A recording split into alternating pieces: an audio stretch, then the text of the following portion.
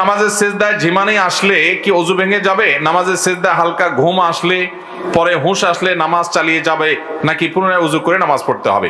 শুধু সেজদায় কেন, অনেক সময় দেখা যায় জুমার দিন বেশি হয়। জুমার দিন মানুষ দেখা যায় বসে বসে ওয়াজ শুনে, লম্বা ওয়াজ খুতবা এটা চলতে চলতে ঝিমাইতে ঝিমাইতে ঘুমাইতে ঘুমাইতে লাফ দিয়া ডানে বামে পড়ে যাওয়ার উপক্রম হয় কি হয় না? অনেকে একেবারে বড় করে পড়েও যায়।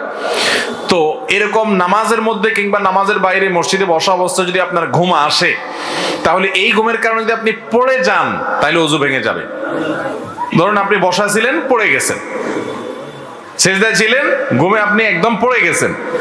আর যদি ঝিমাইতে ঝিমাইতে আপনি কাত হয়েছেন, এদিকে ঢুলছেন ওদিকে ঢুলছেন, তাহলে এর কারণে কি হবে না? ওযু ভাঙবে।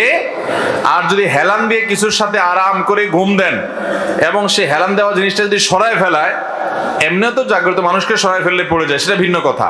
জাগ্রত মানুষ তো কিছুটা টের পেয়ে যায়, কিন্তু ঘুম এত গভীর হয়েছে যেটা সরালে আপনি পড়ে যাবে, তাহলে সেক্ষেত্রে ওযু ভঙ্গ হয়ে যাবে এবং যার কারণে নামাজ আপনার পড়তে হবে।